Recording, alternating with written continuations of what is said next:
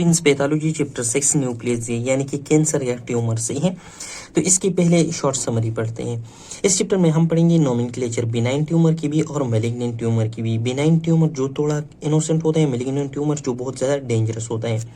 फिर इसके हम कैरेक्टरिस्टिक पढ़ेंगे। कैरेक्टरिस्टिक में डिफरेंशिएशन इन एनाप्लेजिया है, लोकल इन्वेजन यानी कि होस्ट की टिश्यू को किस तरह ये नुकसान पहुंचाता है, और मेटास्टेसिस एक जगह से दूसरी जगह में किस तरह ट्रेवल करते हैं बॉडी में। फिर एपिडेमोलॉजी आती है, ये वही ब्रांच है जिसमें हम कैंसर के काजेज, इसके रिस्क फैक्टर और फिर इसका कंट्रोल पढ़ते हैं। तो इसमें सारे के सारे एक ही नंबर पर हम पढ़ेंगे, सही है। इसके बाद आ जाते हैं कि जीन्स में कोई लीजन आ जाते हैं, मतलब म्यूटेशन आ जाता है जो कि लीड करता है किस चीज को, कैंसर को, वो पढ़ेंगे, सही है। इसके बाद कार्सिनोजेनेसिस, इसमें क्या है कि मल्टीपल स्टेप प्रोसेस है। तो हर एक स्टेप में क्या hallmarks of cancer. Hallmarks of cancer का मतलब ये है कि जब एक नॉर्मल सेल, एक न्यूप्लास्टिक सेल बनता है, एक कैंसर सेल बनता है, तो इसके अंदर जो जो चेंजेस आते हैं इस प्रोसेस के दौरान, उस हर एक चेंज को हम क्या कहेंगे, हॉलमार्क्स ऑफ कैंसर, चाहे वो जीन में हो या अलग हो, सही है। इसके बाद इटियोलॉजी ऑफ कैंसर यानी कि कैंसर के काजेस क्या है। आखिर में फिर हम क्लिनिकल एस्पेक्ट पढ़ेंगे जिसमें हम ये पढ़ेंगे कि ट्यूमर का होस्ट सेल पर क्या असर होता है। इसके अलावा इसकी grading and stages of cancer, जिस तरह हमने पढ़ा कि ये ग्रेड 1 का कैंसर है, ग्रेड 2 का कैंसर है, वैसी है। और आखिर में फिर हम लेबोरेटरी यानी कि इसके डायग्नोसिस की, ये कैंसर है या नहीं है, अगर कैंसर है तो क्या ये बिनाइन कैंसर है या मैलिग्नेंट कैंसर है। अब आ जाता है न्यूप्लेजिया। न्यूप्लेजिया का मतलब क्या है, इसको ट्यूमर भी कहते हैं, कैंसर भी कहते हैं, सही है। अब न्यूक्लियस में क्या होता है कि सेल की जो ग्रोथ होती है और डिवीजन होती है वो बहुत ज़्यादा अनकंट्रोल होता है। अनकंट्रोल का मतलब ये कि ये बहुत ज़्यादा फास्ट होता है और कंसिस्टेंटली होता है, सही है।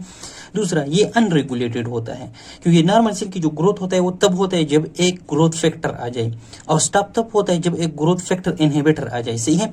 लेकिन यहाँ पर क्या होगा कि ग्रोथ फैक्टर्स आ जाएंगे लेकिन वो भी इसकी ग्रोथ को इनिशिएट नहीं करेंगे, इसके बगैर, ग्रोथ फैक्टर्स के बगैर ये ग्रोथ करेगा और डिवीजन करेगा। और ग्रोथ फैक्टर की इनहिबिटर्स अगर हम इसको दे दे, लेकिन ये फिर भी अपना ग्रोथ स्टॉप नहीं करेगा, सही है। ये इसके एक इंट्रिंसिक प्रॉपर्टी बन जाती है। अगर यूएस में हम डेथ के परसेंटेजेस को देखें तो फर्स्ट नंबर पर जो आता है वो क्या है, सीवियस डिजीज है जो कि डेथ काज करते हैं। सेकंड नंबर पर जो है वो क्या है, न्यूप्लेजिया है। अब इसकी प्रॉपर केवर क्यों नहीं है, क्योंकि ये एक सिंगल बीमारी नहीं है, बल्कि ये क्या है, कम्प्लेक्स डिसऑर्डर्स की कम्बिनेशन है।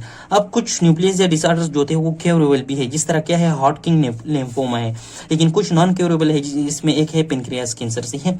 अब इसकी ट्रीटमेंट की पॉसिबिलिटी क्या हो सकती है, अगर हम न्यूप्लेजिया की पैथोजेनेसिस यानी कि जिस प्रोसेस के थ्रू ये बनता है और इसके मॉलिक्यूलर बेसिस को अच्छी तरह क्या करें, स्टडी करें, हमें एक ऐसा स्टेप नजर आ जाएगा जहां पर हम कोई ड्रग वगैरह अप्लाई करें और ये स्टॉप हो जाए, सही है। 2022 में जो रिसर्च हुआ है उसके ऊपर जो है ना, न्यूप्लेजिया के ऊपर सक्सेसफुल ट्रायल्स हो गए। होप्स हो कि इसकी ट्रीटमेंट जो होते हैं या इसकी केयर जो है वो डिस्कवर हो जाए। अब फिर इसकी काजेस के बारे में अगले पैराग्राफ में बताया है। तो कुछ जेनेटिक काज है, जेनेटिक का मतलब ये कि ट्रांसफर होते हैं टू द ऑफस्प्रिंग, से है, हेरिडिटी इन वेरिएशन से रिलेटेड है। एक होता है एपिजेनेटिक काजेस। एपिजेनेटिक काजेस का मतलब ये कि इसकी स्ट्रक्चर में कोई ऐसे मॉडिफिकेशन आ जाए कि इसकी वजह से जीन का एक्सप्रेशन या फंक्शन इंक्रीज हो जाए। जेनेटिक में ये कहते हैं कि अगर कोई म्यूटाजेंस आए या स्पॉन्टेनियसली, जिस तरह एज के साथ होता है, और वो हो जाकर हमारी जेनेटिक मटेरियल यानी कि जीन्स और एलील में कुछ मॉडिफिकेशन लाए, जिसकी वजह से सिल्क की जो लाइफ टाइम है, सर्वाइवल इंक्रीज हो जाए और इसकी डिवीजन या हम प्रोलिफरेशन भी कहते हैं ये इंक्रीज हो जाए, तब क्या हो जाएगा, जब इसकी सर्वाइवल और प्रोलिफरेशन इंक्रीज हो जाए तो जाहिर बात है ये डार्विन के वो ला है सर्वाइवल टू फिटेस्ट, तो ये क्या करेगा, फिर डोमिनेंस ले लेगा अपने इर्द गिर्द के पॉपुलेशन को, मतलब ये कि ये अपने नॉर्मल सेल को भी अपनी लपेट में ले लेगा और ये इसी तरह डिवाइड होता जा रहेगा और सर्वाइवल भी इसका ज्यादा होगा। इसको कहते हैं प्रोग्रेशन ऑफ न्यूप्लेजिया या प्रोग्रेशन इन न्यूप्लेजिया।